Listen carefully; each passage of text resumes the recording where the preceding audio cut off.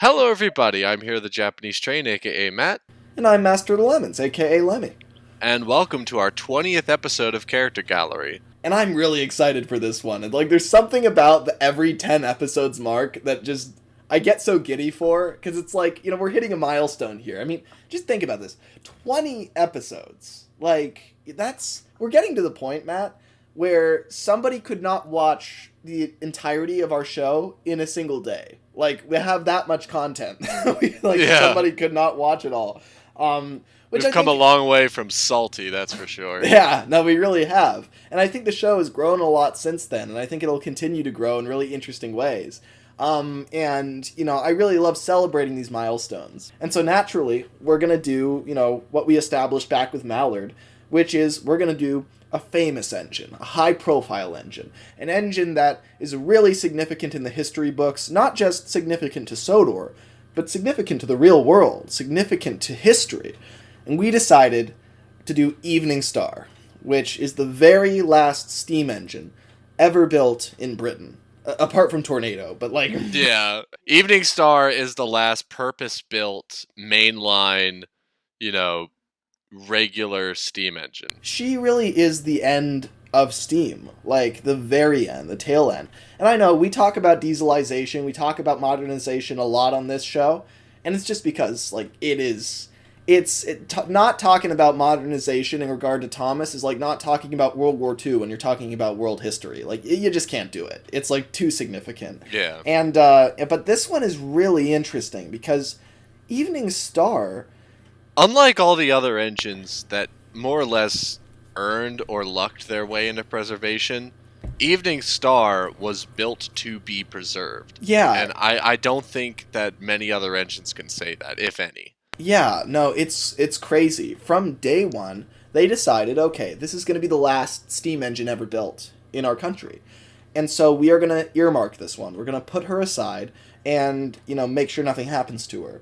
Which is so weird to think about, because while she's being preserved from day one, while she's being, coddled and put in this environment where she'll be fine no matter what, all of her siblings, all of her brothers and sisters are going to be scrapped after 5 years of service. Yeah, none of them even make it past 9.5 years.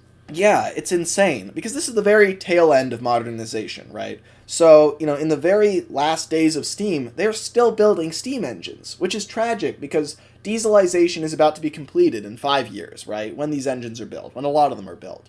And with the 9Fs, some of them got a working life of 10 years. Some of them were as short as 5 years, but a normal working life for a steam engine is 30 years. I mean, that's how long an engine should live. There was a promise that was not kept. A lot of people in Britain at the time, including within BR, thought that the standards, and particularly the 9Fs, could have lasted into the 80s like they did in mainland Europe. Yeah, and they probably could have. Oh, definitely. This steam engine class, this is perhaps the most capable class of steam engine ever designed in Britain. They're fast, they're incredibly strong. They'll just go on and on. Yeah, yes, they will. And it's tragic because steam engines go out on a high note. They had a lot more to offer, and they didn't get the chance. And I think that really encapsulates the theme of today, because I think what we're going to be talking about a lot is the impact that not being given that chance has on Evening Star. Because, all the 9Fs' lives were cut short. Yeah. Their working lives, or they were scrapped early, or they were put into preservation much earlier than they would have liked to be. But Evening Star is the saddest example of this, in a way, because she was never even really given the chance to operate like a normal steam engine. Yeah, so let's set the scene with that. So Evening Star is completed in 1960, March 1960 is when Evening Star is completed and has this grand ceremony. Yeah. Now, Evening Star is the only 9F that was named pre-preservation. Others like Black Prince, etc., they get named later on. But Evening Star is painted in BR Express Green, copper cap double chimney. Yeah. Is, given this grand presentation as a special builder's plate underneath the nameplate. Yeah, if you were to see Evening Star beside all of the other 9Fs in that period, including Murdoch, wherever he is at that point. They would all be painted black. They would all not stick out. They'd be covered in grime. Yeah, exactly. Because it's like in this era, right? They didn't care about steam engines. They were, letting them get covered in soot and grime. They just looked terrible. Maintenance was much worse. Because they were on the way out. Whereas with Evening Star, it's actually documented that after every run, at the end of the day, Evening Star was cleaned, polished, checked over routinely. Yeah. Evening Star is the quintessential child film star of all the characters we've talked about so far. Yeah, no, she really is, because right when Evening Star is built, she is the center of media attention. I'm sure that's really overwhelming. I mean, I don't know how introverted all the other 9Fs are. Really, all we have to go off of is Murdoch. But if Evening Star is anywhere near as shy and introverted as Murdoch is, then imagine coming into the world and right when your eyes see light for the first time, flash bulbs are going off, someone's at a podium. Exactly. You roll out of the works and there's press everywhere and there are people taking pictures of you and you have no idea what's going on. You haven't even spoken your first word yet. And everybody's asking, what's it like, Evening Star? What's it like? You know that you're the last steam engine ever built. They're like she wouldn't know which way to look. And, I wonder how she would develop from that point onward. It would be overwhelming, right? Yeah. This is not good for a young engine, right? No. I mean, she is a child star, is essentially what she is. She's just been built, and now she's being bombarded with the eyes of the public. Meanwhile, this is doubly dangerous for her development, right? Because, firstly, she is being, bred into a lifestyle that, she's not able to grow up the way a steam engine should. But then secondly, back home, there's probably a lot of resentment because while she is getting all this attention, which she never even asked for, all the other 9Fs are falling apart, dirty, sooty. They're probably resenting her, and it's like, you get all this attention, you get all these polishes, meanwhile we are rusting, falling to pieces. Why do you deserve it and we don't? And she's just like, I did not ask for this. And not only that, the Evening Star already has her spot in the lifeboat. Yeah. All of the other 9Fs, it is a day-to-day grind. It is a day-to-day battle for not just your life, but the lives of every other engine in your sheds. I mean, just imagine how complex Evening Star's emotions would have to be, where she knows her whole family is doomed from the moment she enters the world, and she knows that she'll be okay. Like, I think this story is a really good example of where the priorities of the railway preservationists and the people who work on the railways and all the humans who enjoy looking at steam engines, how their priorities really differ from that of what steam engines actually care about, what they actually want, and what they actually need. We kind of have this framework where we look at preservationists like they're the good guys, and we look at the steam engines being preserved like they're lucky, and like, oh, look, you still get to run and all that, right? But it's really the better of two evils. It's either you're cut up by BR, or you're brought into preservation by some guy who's going to run you on a tiny little branch line for the rest of your life, and you'll never get the full scope of what life has to offer. You're going to be in a cage for the rest of your life. I'm sure Yeah. Engines like 9Fs do not really enjoy preservation like a tank engine would. Yeah, it's like putting a lion in a zoo, right? There's not enough room for it. It can't run around like it needs to. It can't hunt. It can't do any of the things that it wants to do that are bred into it. And I think that very quickly Evening Star would get this daunting sense that if I'm going to have any mainline runs, this is the time, because 95% of the time post-preservation is spent as a static display. Yeah, and she'd know that and dread that. You know what that makes me think of, Matt, is like, I could imagine she's doing the equivalent of like sneaking out during her mainline time. So yeah. She's like trading trains with Murdoch or something, and she's just like, please, please, please, don't tell the manager. I just want to know what a normal express is like.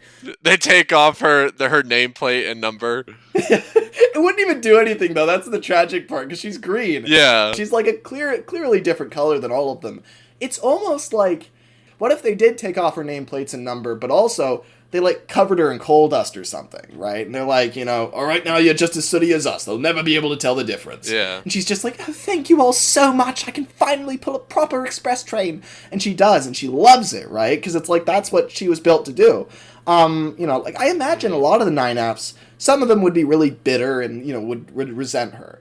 But others, and I feel like Murdoch would be in the second camp, I think others, they would actually look out for her and give her trains. And the manager would get so pissed off if he learned that. He'd just be like, what the hell? Evening Star is supposed to be in pristine condition. Now she's covered in coal dust. What have you done? Well, and Evening Star's working career reflects this. So, and several times, just months after Evening Star was built and allocated to Cardiff, Evening Star had to delay arriving in Paddington for restaurant services to complete because she was so early.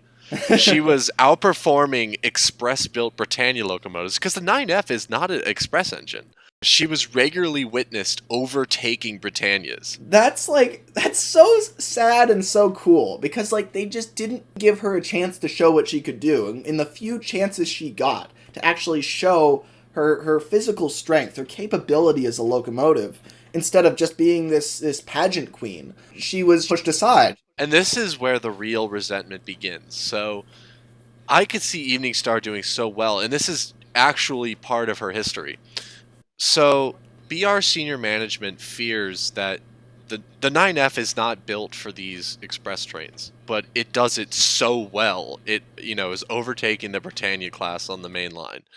Evening Star is responsible for a lot of these instances that gain press attention. And so basically what BR senior management says is they embargo the 9Fs from extended high-speed express work because the running gear was not designed for this.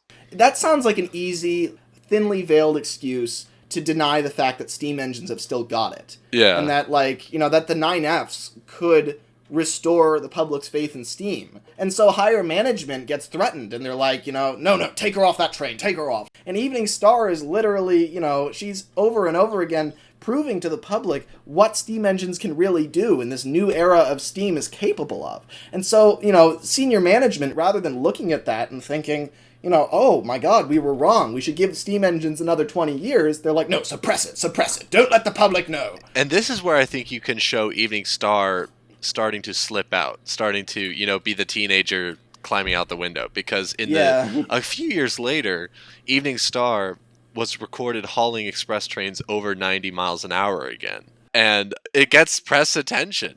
It's really interesting. I could see, say there's maybe a senior manager who's making these decisions largely. In the same way that a child star has a manager, that's kind of like her manager. And so like her agent almost. Yeah, exactly. And so you've got this representative of higher management that comes down to see her every week and is like, how are you doing, Evening Star? How are things?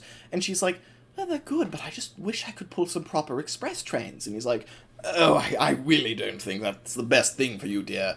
I mean, I think you should just stay on what we've scheduled for you. And it's like, he's saying that he cares about her and that he wants to make sure she's preserved and kept in good shape.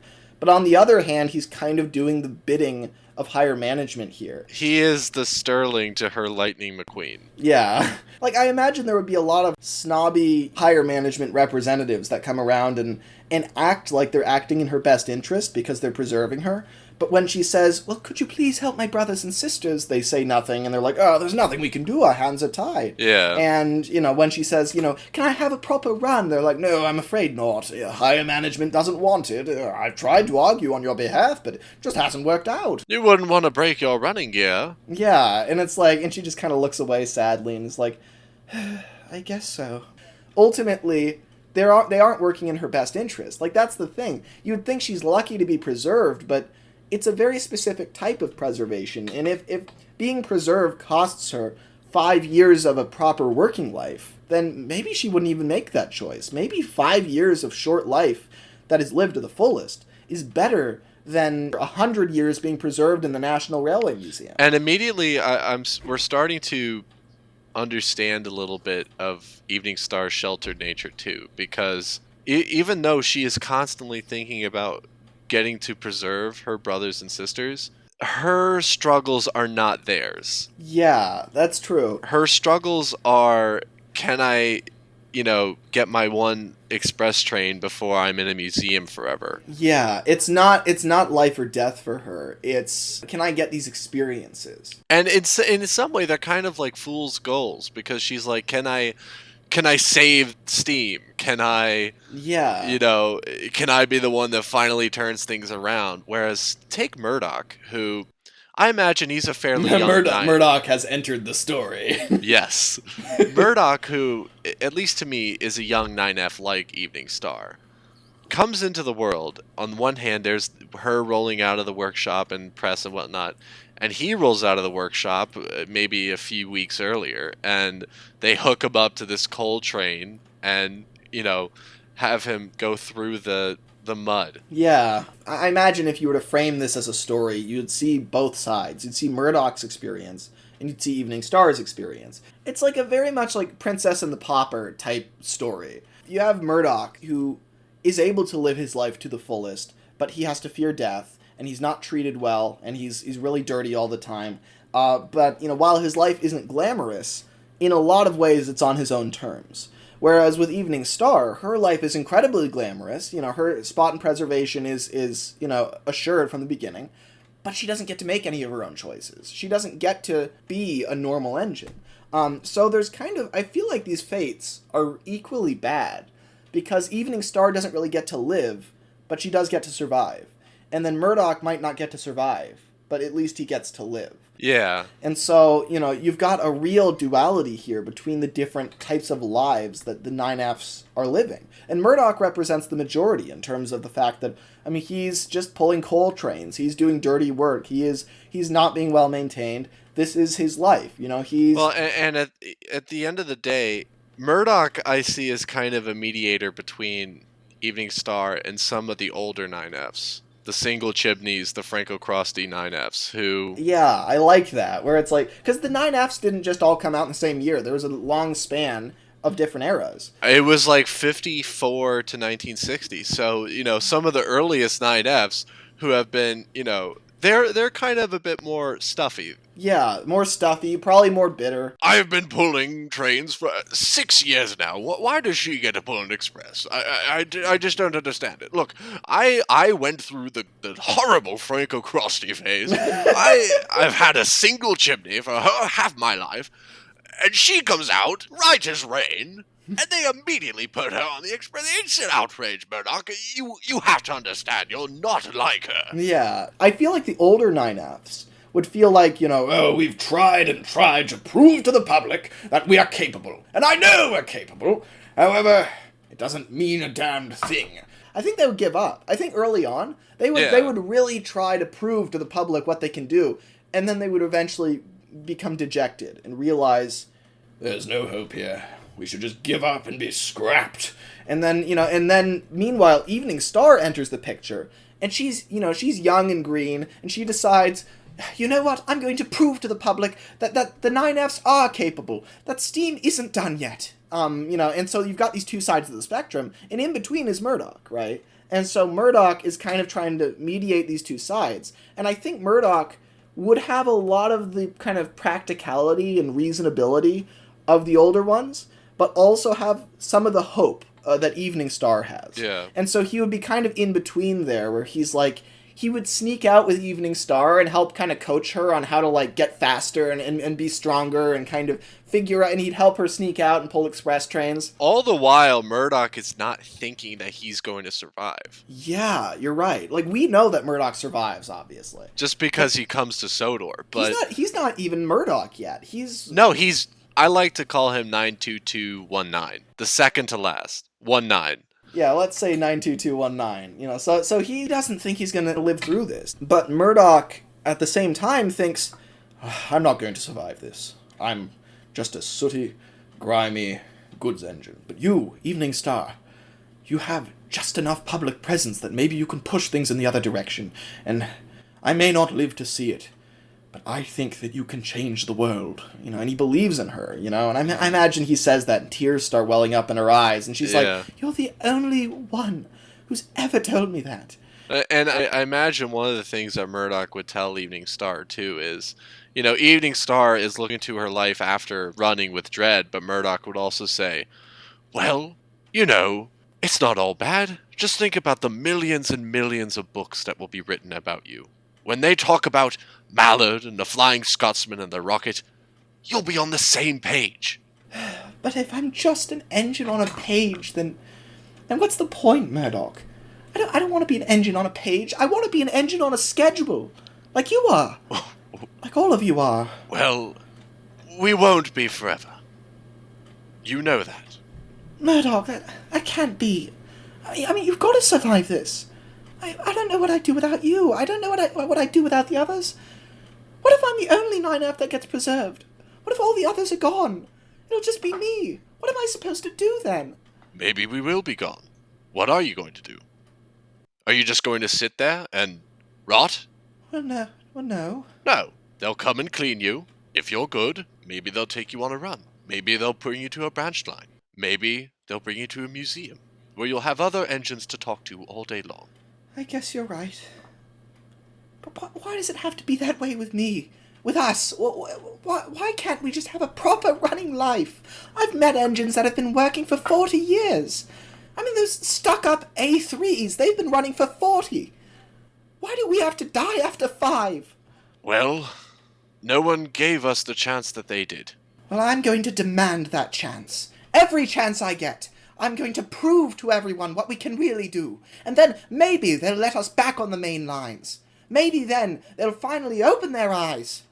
It's like, I could really see those two having a lot of sessions like that, where they just, like, back and forth. They're just, like... And Murdoch is kind of trying to level her out and be like, you know, look, even if we're all scrapped, I need to prepare you for this, because I might not be here. We all might get scrapped. That's a possibility. God, Murdoch is a real, like...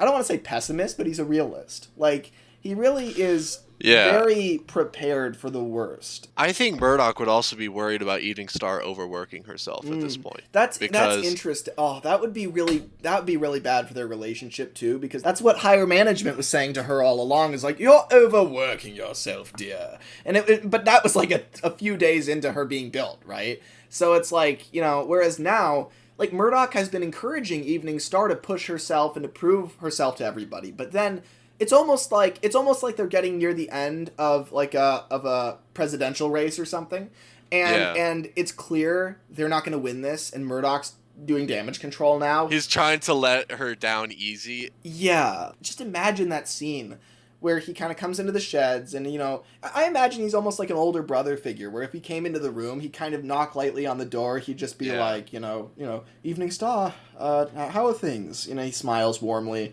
but she can tell something's off, and she's like, what's wrong, Murdoch?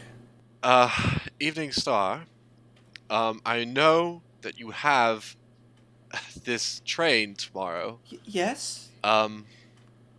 Maybe not pull it.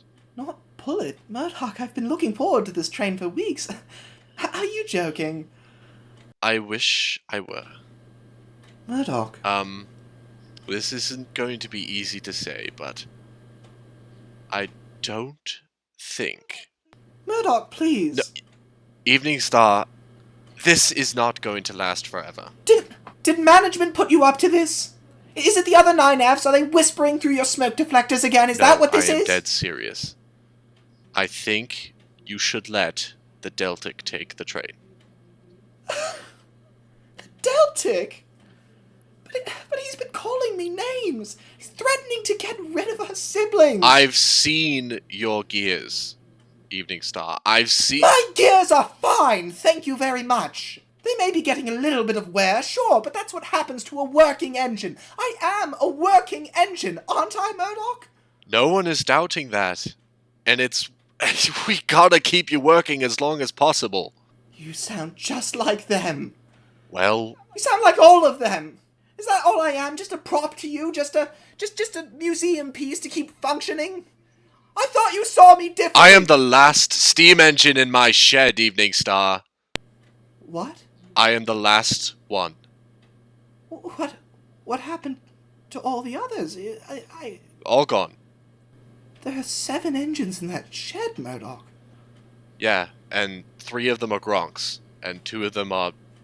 I don't even know. I don't even care to know, but... Oh my god. Unless you want this shed to be inhabited by a diesel, you need to slow down. Okay. I guess I don't have much of a choice, do I? Less of a choice than I do. Look, I have got a midnight goods. I want you to take it easy. So you get to take a midnight goods and I don't get to take anything, That's how it is? I wish it didn't have to be. But You need to lay low. I need to lay low, frankly. Yeah, we always have to lay low, don't we? That's always your thinking, Murdoch. Always hold back, always hesitate, always lay low. Why not take a risk? We took risks, Evening Star, and I don't... Fine, then go. Go take your midnight goods. I guess I'll just watch that Deltic pull away with my train. Could be my last train. This goods could be mine, too. You ever think of that? And he would, leave. God. Oh, that's so sad, jeez. Evening Star needs to hear it, too. Imagine, do you want to go into preservation in good condition or bad condition? Yeah. Because, they might not restore her. They might not even run her when she's in preservation. So it's whatever condition she's in, she now has to deal with for, however long it is until they finally give her an overhaul. And now comes the accident. Oh. So, in 1965, Evening Star was withdrawn after incurring minor damage in a shunting accident at Cardiff Docks. Shunting that she was doing? No, I think a shunter must have hit her. Huh, there's a lot we could do with this. Yeah. So, Evening Star gets stored in a shunting yard for a year. God. After this. This is just before she joins the National Collection. So I'm imagining this fight that she has with Murdoch is the last time they see each other. Oh. So Evening Star has this accident at Cardiff Docks. And I think she probably sneaks out and tries to Exactly. She asks this shunter, she's like, please, please, please, just arrange me one train. This might be my last train, please. And just take that in, this 9F just going through the narrow corridors of a shunting yard. Yeah, really. Scraping on walls and stuff, she's bending her middle flanges just to get in here. Yeah. And it's and she gets in there and she just begs. She's just like, please, I'm begging you, give me this train. Maybe she's so eager and she hurries the engine along. She's like, hurry up, the manager might be here soon, please. I'm imagining this is a little Peckett steam engine too. So there's stakes here. If this shunting engine screws up and damages their golden girl. Yeah. Oh no. Oh, what if that? Yeah. Let's just say that's what happens. What if this engine, he's like, oh, I'm going as fast as I can. Sorry. Oh, and then he bumps into me. Several men look over their shoulder. Yeah, and they all go pale. They're like, oh no, that's Evening Star. And there's a big dent, in a running board in the side. She's okay, but when the manager sees, Jesus Christ, this is bad. And she's just like, what's wrong? And and she looks down at the dent and she's like, and this engine is like, oh, I'm so sorry, ma'am. I'm so sorry. And she's like, no, it's fine, really. It's Evening Star. And the manager walks in. And he's like, what are you doing in this shunting yard? Is that a dent? No, did this engine do that to you? This mongrel? No, it's please, sir.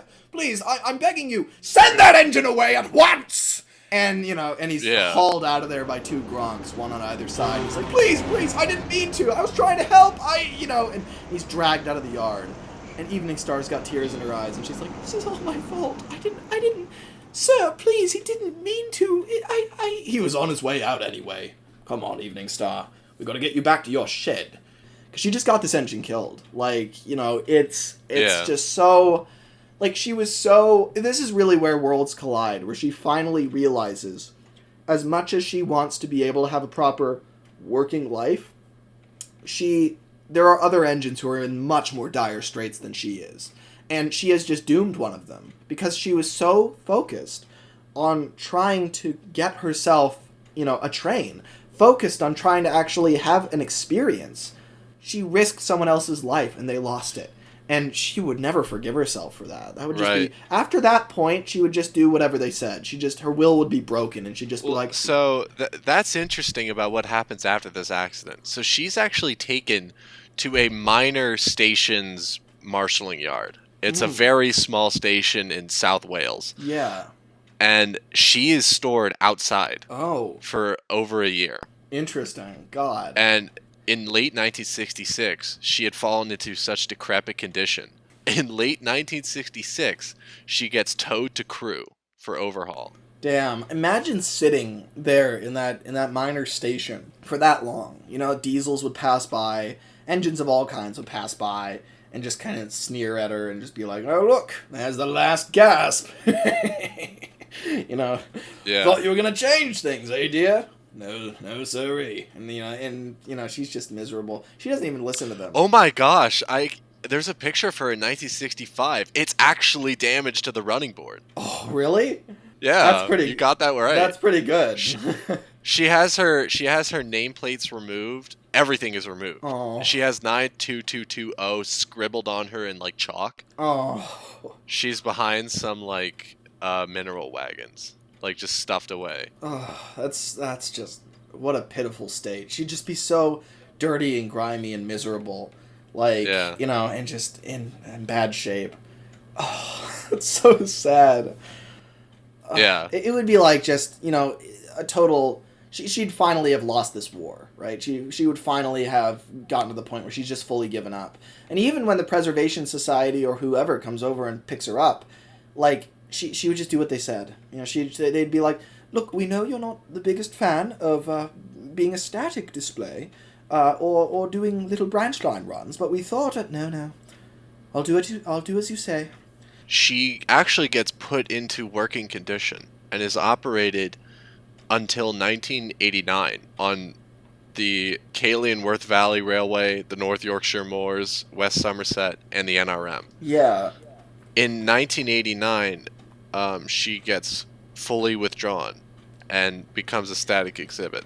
Now, I imagine that these 20 years or so are just miserable. Yeah, I imagine she doesn't really say all that much. She's just kind of looking away, looking at the ground, looking at the sleepers. And think of this. She's meeting some of the bigwigs. She's meeting the engines in the books. Yeah. She goes to the NRM, North Yorkshire Moors. She's meeting Scotsman. She's meeting Mallard. All this time, City of Truro, and they're just kind of looking at her as this like dark horse, like, yeah, oh, that's Evening Star. She doesn't really say much.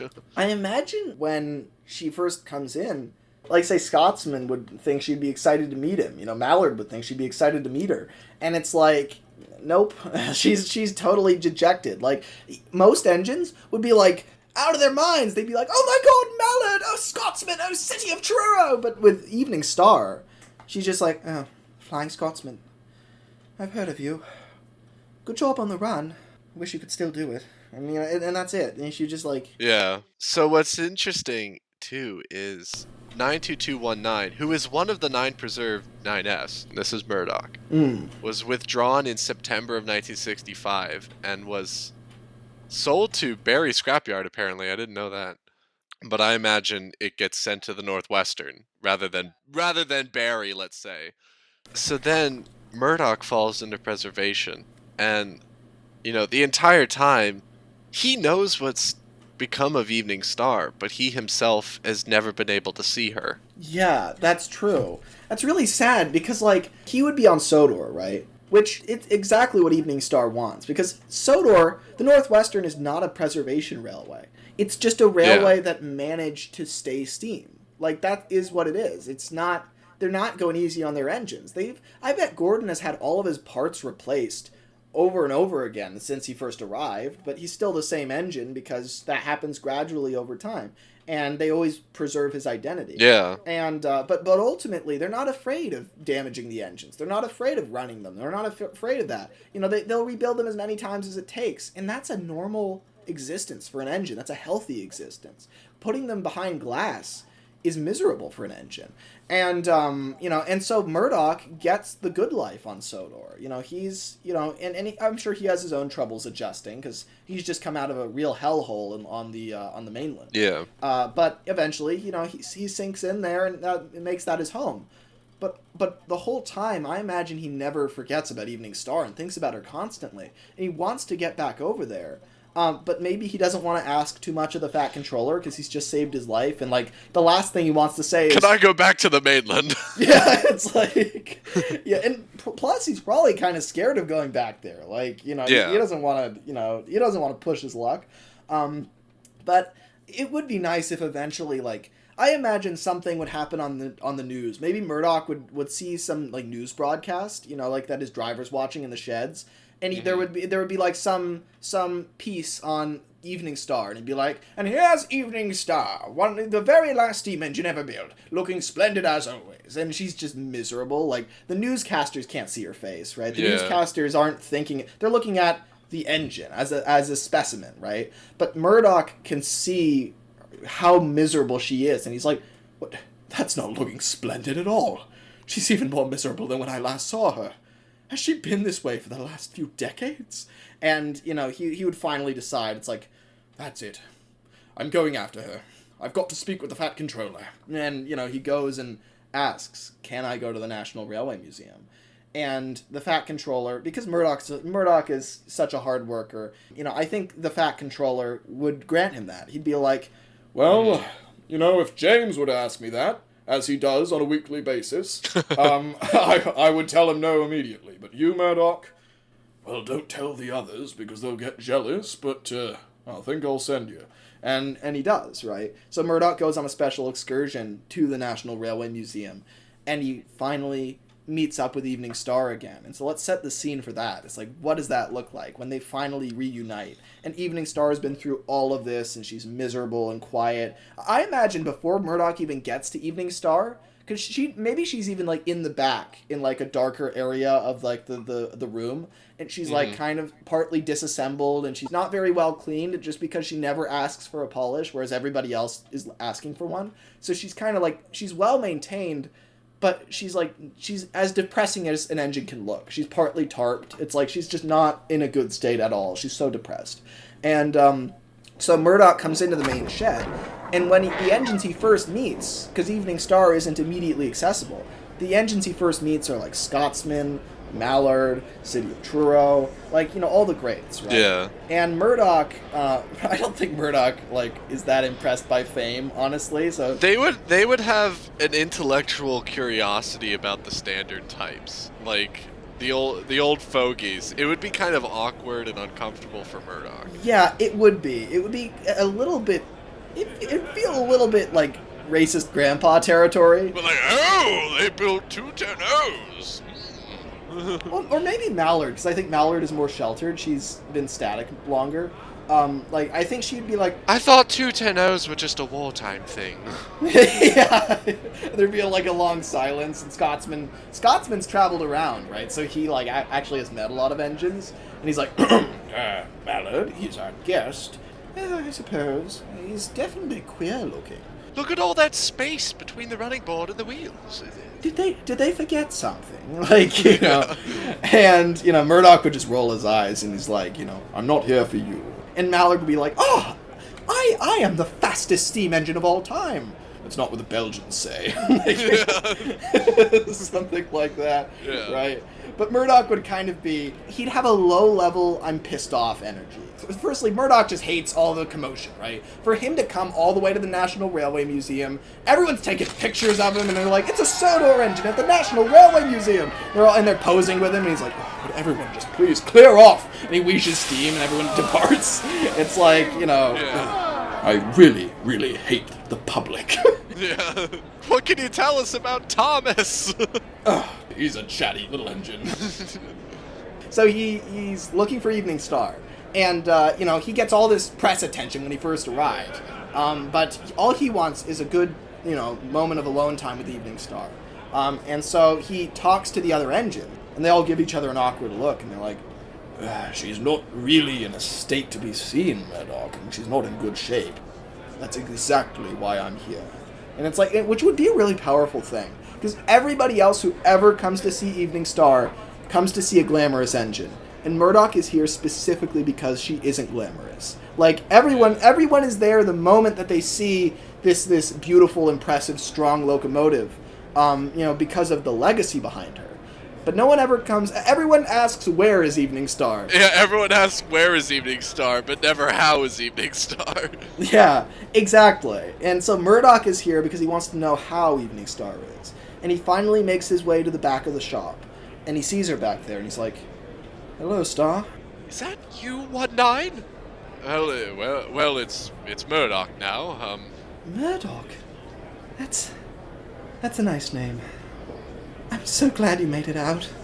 Orange really is your color. Yeah, exactly. You're pretty worse for wear. I saw you on the news. You seem quite in a grim disposition. And Evening Star is just like, I suppose life has just gotten to me, Murdoch. It's funny. I finally know what it's like for a steam engine 30 years on. I would be retired around this time. Instead, I've been retired the last 25 years. What a life. I'll be honest with you, Star. I'm not here just to visit.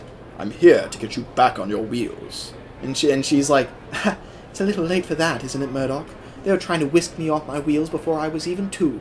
But Murdoch is kind of tough love here, where he's like, well, that's ridiculous. And he moves forward and couples up to her and starts hauling her toward the turntable. She's like, Murdoch, wait, no, Murdoch, no, Murdoch. And eventually she ends up at the turntable with everybody else, right?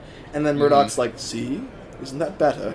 And she's like, and she looks away and she's just like, I can't believe that you're teaching me to be more extroverted. Yeah. And Murdoch just rolls his eyes and he's like, even I can see when somebody's isolating themselves. He backs in right next to her, right? So you've got maybe 10 engines around this turntable, and she doesn't even fully know all of their names. Like, she hasn't even made any attempt to talk to them. She's just been kind of ruminating in her just sad, depressed bubble. And finally Murdoch tries to kind of break into the conversation. It's just like, it's really beautiful that Murdoch is the one who's doing this, because he is the last engine who wants to initiate conversations. He doesn't want to be here and do this, right? But he cares that damn much about her. Literally to surround himself with the 1%, with celebrities, with... Yeah, exactly. The people who get the most exposure. Every second of what he does here will be caught on film. He hates it, right? But he goes through all of this because he cares that damn much about Evening Star. He's like, I hate the media, I hate all the press attention, I hate all the snooty engines. Hey, well, it's true, Mallard. And frankly, I hate being surrounded by thousands and thousands of people. It is incredibly nerve-wracking. But you need me right now, and so this is where I need to be. And she just smiles faintly, and for the first time, it's not just like a fake smile. You see, it's a real smile, and you get a little twinkle in her eyes. And so I imagine Murdoch helps her break into the conversation, and Scotsman starts sharing stories, and I think he's just a big, hearty character, that he's just got a lot of things to say, and he's a real blowhard. He has a lot of, he's a really nice guy, but he's also, knows how to brag. And he's like, well, I'll tell you about one of the grandest runs I ever had. This one should be pretty impressive to you, I have to say. And, all the other engines roll their eyes, but, they listen. Evening Star finally starts laughing for the first time in the conversation. She actually is laughing heartily for the first time in decades. Yeah. And tears start streaming down her face, and she smiles at Murdoch, and she's just like, I'm so glad you came. And Murdoch's like, I am too. And then someone snaps a picture of them both, and he's just like, God, could you clear off? We're having a moment. Yeah. But that would just be really nice for her to finally find peace, thanks to Murdoch. So that's, I think that pretty much sums up, what makes Evening Star really interesting. I don't think there's any other engine that has really lived the life that she has. Her experience is quite unique. And I think it's an experience that reveals a lot about the nature of life on British railways in that period, and what preservation really means, and how engines really feel about it, and ultimately how you can be happy in preservation despite the fact that it really is not the same as a normal working life. So with that, I think that pretty much sums her up. Eve or Star or Evening Star, you take your pick. Yes. Without further ado, I've been Master of the Lemons, a.k.a. Lemon. And I'm here at the Japanese Train, a.k.a. Matt. Thanks for watching, everybody. And we'll see you for the next 20, and the next 20, and the next 20. All right, see you, everybody.